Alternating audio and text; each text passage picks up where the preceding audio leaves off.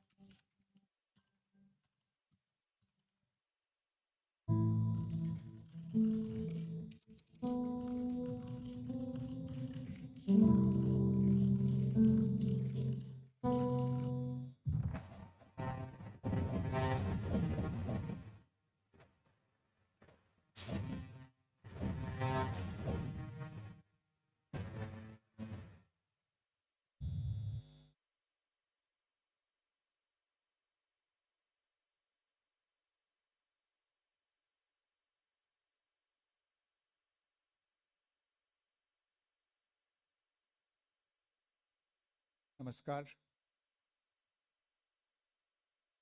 Meeting में शामिल होने के लिए आप सभी का धन्यवाद। जैसा कि आप सभी जानते हैं, 22 अप्रैल 2025 को लश्कर तैयबा से संबंधित पाकिस्तानी और पाकिस्तान प्रशिक्षित आतंकवादियों ने भारत में जम्मू और कश्मीर के पहलगाम में भारतीय पर्यटकों पर बर्बरतापूर्ण हमला किया। 25 भारतीयों और एक नेपाली नागरिक को कायरतापूर्ण मौत के घाट उतार दिया गया। मुंबई के 26 नवंबर 2008 के हमलों के बाद यह भारत में हुई किसी आतंकवादी हमले में मारे गए आम नागरिकों की संख्या की दृष्टि से सबसे गंभीर घटना है। पहलगाम का हमला अत्यधिक बर्बरतापूर्ण था, जिसमें वहां मौजूद लोगों को करीब से और उनके परिवारों के सामने सिर पर गोली मारी गई। हत्या के इस तरीके से परिवार के सदस्यों को जानबूझकर आघात पहुंचाया गया। साथ ही उन्हें यह नसीहत भी दी गई कि वे वापस जाकर इस संदेश को पहुंचा दें। यह हमला स्पष्ट रूप से जम्मू और कश्मीर में बहाल हो रही सामान्य स्थिति को बाधित करने के उद्देश्य से किया गया था। चूंकि पर्यटन फिर से अर्थव्यवस्था का मुख्य आधार बन रहा था, इस हमले का मुख्य उद्देश्य इसे प्रतिकूल रूप से प्रभावित करना था। पिछले वर्ष आप सभी जानते हैं 2.25 करोड़ से अधिक पर्यटक कश्मीर आए थे। इस हमले का मुख्य उद्देश्य इसलिए संभवतः यह था कि इस संघ राज्य क्षेत्र में विकास और प्रगति को नुकसान पहुंचाकर इसे पिछड़ा बनाए रखा जाए और पाकिस्तान से लगातार होने वाले सीमा पार आतंकवाद के लिए उपजाऊ जमीन बनाने में सहायता की जाए। हमले का यह तरीका जम्मू और कश्मीर और शेष राष्ट्र दोनों में सांप्रदायिक दंगे भड़काने के उद्देश्य से भी प्रेरित था। इसका श्रेय सरकार और भारत के सभी नागरिकों को दिया जाना चाहिए कि इन प्रयासों को विफल कर दिया गया। एक समूह ने खुद को रेजिस्टेंस फ्रंट TRF कहते हुए इस हमले की जिम्मेदारी ली है। यह समूह संयुक्त राष्ट्र द्वारा प्रतिबंधित पाकिस्तानी आतंकवादी समूह लश्कर तैयबा से जुड़ा हुआ है। यह उल्लेखनीय है कि भारत ने मई और नवंबर 2024 में संयुक्त राष्ट्र की 1267 कमेटी की सैंक्शंस मॉनिटरिंग टीम को अर्धवार्षिक रिपोर्ट प्रस्तुत की थी, जिसमें टीआरएफ के बारे में साफ इनपुट दिए गए थे। इससे पाकिस्तान स्थित आतंकवादी समूहों के लिए कवर के रूप में टीआरएफ की भूमिका सामने आई थी।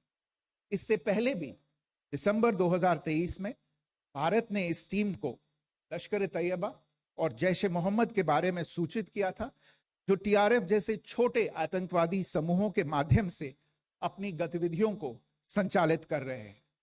इस संबंध में 25 अप्रैल को यूएन सिक्योरिटी काउंसिल प्रेस वक्तव्य में टीआरएफ के संदर्भ को हटाने के लिए पाकिस्तान के दबाव पर भी ध्यान दिया जाना चाहिए।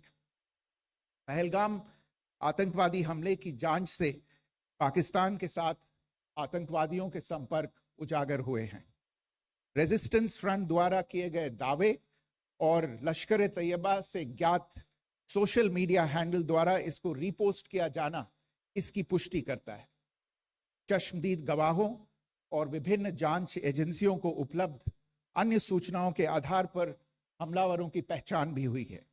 हमारी इंटेलिजेंस ने इस टीम के योजनाकारों और उनके समर्थकों की जानकारी जुटाई है। इस हमले की रूपरेखा भारत में सीमा पार आतंकवाद को अंजाम देने के पाकिस्तान के लंबे ट्रैक रिकॉर्ड से भी जुड़ी हुई है, जिसके लिखित और स्पष्ट दस्तावेज उपलब्ध हैं। पाकिस्तान दुनिया भर में आतंकवादियों के लिए एक शरण स्थल के रूप में पहचान बना चुका है। यहाँ अंतर्राष्ट्रीय स्तर पर प्रतिबंधित आतंकवादी सजा पाने से बचे रहते हैं। इसके अलावा पाकिस्तान ने इस मुद्दे पर विश्व और फाइनेंशियल एक्शन टास्क फोर्स जैसे अंतर्राष्ट्रीय मंचों को जानबूझकर गुमराह करने के लिए भी जाना जाता है। साजिद मीर का मामला, जिसमें इस आतंकवादी को पाकिस्तान ने मृत घोषित कर दिया था और फिर अंतर्राष्ट्रीय दबाव के परिणाम स्वरूप वो जीवित पाया गया, इसका सबसे स्पष्ट उदाहरण है। ये स्वाभाविक है कि पहलगाम में हुए इस हमले से जम्मू और कश्मीर के साथ साथ भारत के अन्य भागों में भी आक्रोश देखा गया। हमलों के बाद भारत सरकार ने स्वाभाविक रूप से पाकिस्तान के साथ संबंधों को लेकर कुछ कदम उठाए। आप सभी उन निर्णयों से अवगत हैं जिसकी घोषणा 23 अप्रैल को की गई थी। तथापि यह आवश्यक समझा गया कि 22 अप्रैल के हमले के अपराधियों और उनके योजनाकारों को न्याय के कटघरे में लाया जाए। हमलों के एक पखवाड़े के बाद भी पाकिस्तान द्वारा अपने क्षेत्र या अपने नियंत्रण वाले क्षेत्रों में आतंकवादियों की इंफ्रास्ट्रक्चर के विरुद्ध कार्यवाही करने के लिए कोई स्पष्ट कदम नहीं उठाया गया है। उल्टे वो इनकार करने और आरोप लगाने में ही लिप्त रहा है। पाकिस्तान आधारित आतंकवादी मॉड्यूल्स पर हमारी खुफिया निगरानी ने संकेत दिया है कि भारत के विरुद्ध आगे भी हमले हो सकते हैं। अतः इनको रोकना और इनसे निपटना दोनों को बेहद आवश्यक समझा गया। आज सुबह, जैसा कि आपको ज्ञात होगा, भारत ने इस तरह के सीमा पार हमलों का जवाब देने और उन्हें रोकने तथा उनका प्रतिरोध करने के अपने अधिकार का प्रयोग किया है। ये कार्यवाही नपीतुली, नॉन एस्केलेटरी, आनुपातिक और जिम्मेदारीपूर्ण है। यह आतंकवाद की इंफ्रास्ट्रक्चर को समाप्त करने और भारत में भेजे जाने वाले संभावित आतंकवादियों को अक्षम बनाने पर केंद्रित है। आपको यह भी स्मरण होगा कि 25 अप्रैल 2025 को संयुक्त राष्ट्र सुरक्षा परिषद ने पहलगाम आतंकवादी हमले पर एक प्रेस वक्तव्य जारी किया था, जिसमें आतंकवाद के इस निंदनीय कार्य के अपराधियों, आयोजकों, फाइनेंसरों और प्रायोजकों को जवाबदेह ठहराने और उन्हें न्याय के दायरे में लाने की आवश्यकता पर जोर दिया गया था। भारत की आज की इस कार्यवाही को इसी संदर्भ में देखा जाना चाहिए। Good morning. Thank you all for joining this briefing. As you are all aware, on April 22, 2025, Pakistani and Pakistan-trained terrorists belonging to the Lashkar-e-Taiba carried out a savage attack on Indian tourists at Pahalgam in Jammu and Kashmir in India. They murdered 26 people, including one national of Nepal, causing the largest number of civilian casualties in a terrorist attack in India since the 26 November 2008 attacks in Mumbai. The attack in Pahalgam was marked by extreme barbarity, with the victims mostly killed with headshots from close range and in front of their families. Family members were deliberately traumatized through the manner of the killing, accompanied by the exhortation that they should take back the message. The attack was clearly driven by the objective of undermining the normalcy returning to Jammu and Kashmir. In particular, it was designed to impact the mainstay of the economy, tourism, with a record 23 million tourists visiting the valley last year. The calculation, presumably, was that harming growth and development in the Union Territory would help keep it backward and create fertile ground for continued cross-border terrorism from Pakistan. The manner of the attack was also driven by an objective of provoking communal discord, both in Jammu and Kashmir and the rest of the nation. It is to the credit of the government and the people of India that these designs were foiled. A group calling itself the Resistance Front has claimed responsibility for the attack. This group is a front for the UN-proscribed Pakistani terrorist group Lashkar-e-Taiba. It is notable that India had given inputs about the TRF in the half-yearly report to the monitoring team of the UN's 1267 Sanctions Committee in May and November 2024, bringing out its role as a cover for Pakistan-based terrorist groups. Earlier too, in December 2023, India had informed the monitoring team about Lashkar and Jaish-e-Mohammed operating through small terror groups such as the TRF. Pakistan's pressure to remove references to TRF in the April 25 UN Security Council press statement is notable in this regard. Investigations into the Pahalgam terror attack have brought out the communication notes of terrorists in and to Pakistan. The claims made by the Resistance Front and their reposting by known social media handles of the Lashkar-e-Taiba speak for themselves. Identification of the attackers based on eyewitness accounts, as well as other information available to law enforcement agencies, has also progressed. Our intelligence has developed an accurate picture of the planners and backers of this team. The features of this attack also tie in with Pakistan's long track record of perpetrating cross-border terrorism in India, which is well documented and beyond question. Pakistan also has a well-deserved reputation as a haven for terrorists from around the world, with internationally proscribed terrorists enjoying impunity there. In addition, Pakistan has been known to willfully mislead the world and international forums, such as the Financial Action Task Force, on this issue. The Sajid Mir case, in which this terrorist was declared dead and then, in response to international pressure, brought back to life, found alive and arrested, is the most glaring example. The latest attack in Pahalgam has understandably generated deep anger in Jammu and Kashmir and in other parts of India. Following the attacks, the government of India naturally responded with a set of initial measures relating to our engagement with Pakistan. You're all aware of the decisions that were announced on the 23rd of April. However, it was deemed essential that the perpetrators and planners of the 22nd April attack be brought to justice. Despite a fortnight having passed since the attacks, there has been no demonstrable step from Pakistan to take action against the terrorist infrastructure on its territory or on territory under its control. Instead, all it has indulged in are denials and allegations.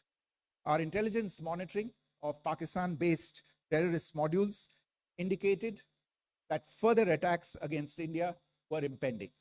There was thus a compulsion both to deter and to preempt. Earlier this morning, as you would be aware, India exercised its right to respond and preempt, as well as deter more such cross-border attacks. These actions were measured, non-escalatory, proportionate, and responsible.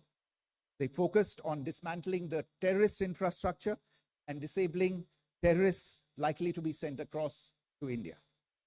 You would also recall that the Security Council on 25th April 2025 had issued a press statement on the Pahalgam terror attack, underlining, and I quote, the need to hold perpetrators, organizers, financiers, and sponsors of this reprehensible act of terrorism accountable and bring them to justice, unquote. India's latest actions should be seen in this context. Joining me for this briefing on our actions earlier this morning are Colonel Sophia Qureshi and Wing Commander Vyomika Singh. I will request them to share some details regarding Operation Sindoor with all of you.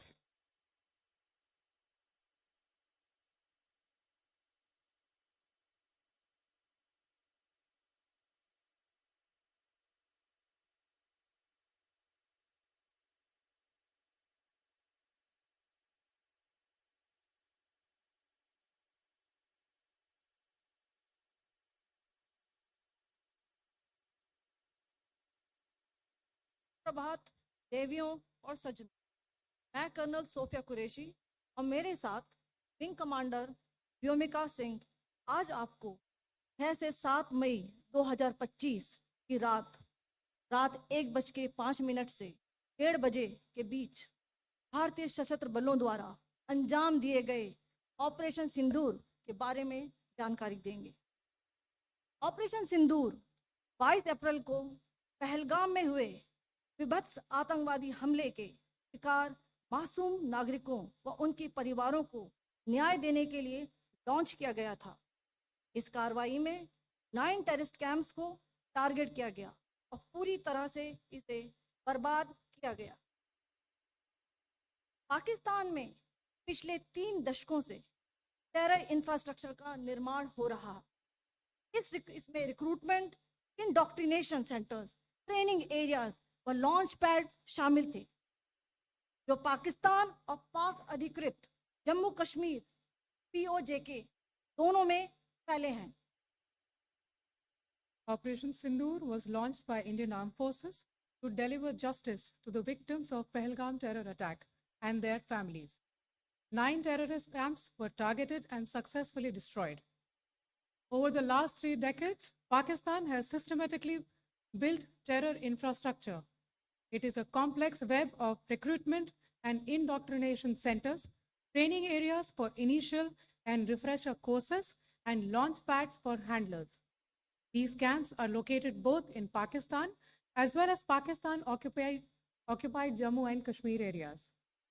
Some of the well-known training camps are located, as you can see on the screen. They are distributed from Sawai Nala in the north, counting to approximately 21, ending at Bhagalpur to the south. इन लक्ष्यों का चयन विश्वसनीय intelligence सूचनाओं के आधार पर हुआ ताकि आतंक गतिविधियों की रीढ़ तोड़ी जा सके, और यह खास ध्यान दिया गया कि निर्दोष नागरिकों और सिविलियन इंस्टॉलेशन को नुकसान न पहुंचे। The selection of these targets for Operation Sindoor was based on credible intelligence inputs and role of these facilities in perpetrating the terror activities. The locations were so selected to avoid damage to civilian infrastructures and loss of any civilian lives. This was done with due diligence, and the camps selected for targeting and their engagement will now be shown to you one by one. POJK के targets मैं आपको बताना चाहूंगी। सबसे पहले सवाई नाला camp Muzaffarabad, जो कि POJK के लाइन ऑफ कंट्रोल से 30 किलोमीटर दूर है। यह एक लश्कर तौयबा का ट्रेनिंग सेंटर था। 20 अक्टूबर 2024 सोनमर्ग, 24 अक्टूबर 24 गुलमर्ग, 22 अप्रैल 2025 पहलगाम, इन हमलों के आतंकियों ने यहीं से प्रशिक्षण लिया था। सैयदना बिलाल कैंप जफराबाद, यह एक जैश ए मोहम्मद का स्टेजिंग एरिया है। यह हथियार, विस्फोटक और जंगल सर्वाइवल ट्रेनिंग का केंद्र भी था। गुलपुर कैंप कोटली, यह एलओसी से 30 किलोमीटर दूर था। लश्कर तोयबा का बेस था जो रजौरी पुंछ में सक्रिय था। 20 अप्रैल 2023 को पुंछ में और 9 जून 2024 को तीर्थ यात्रियों के बस हमले में यहीं से आतंकी को ट्रेन किया गया था।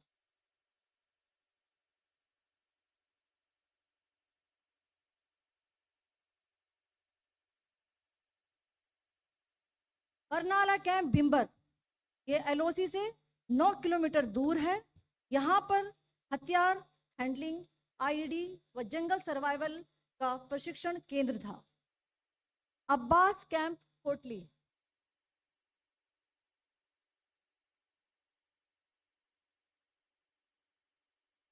यह एलओसी से 13 किलोमीटर दूर है। लश्कर तोयबा का फिदाइन यहाँ तैयार होता था। इसकी कैपेसिटी 15 टेररिस्ट को ट्रेन करने की थी।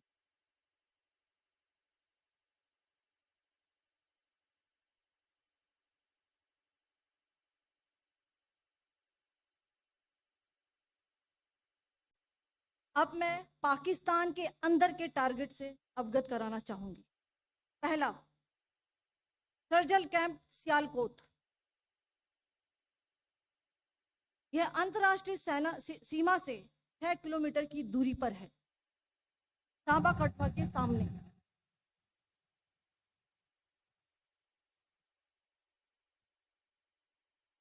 मार्च 2025 में जम्मू एंड कश्मीर पुलिस के 4 जवानों को जो हत्या की गई थी, उन आतंकवादियों को इसी जगह पर ट्रेन किया गया था।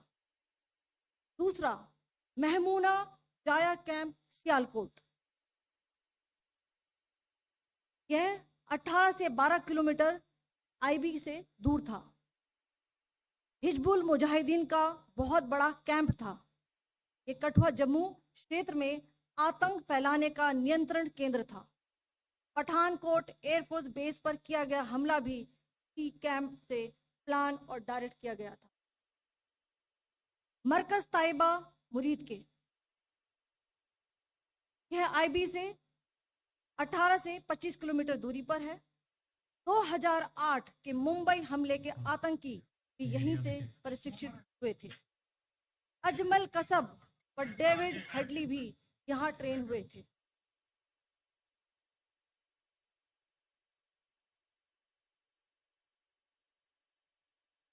आगे दूसरा आया।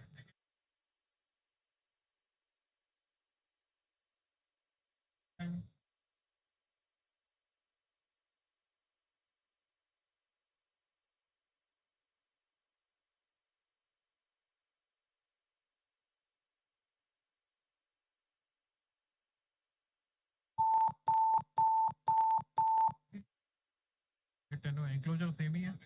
Just hit the target.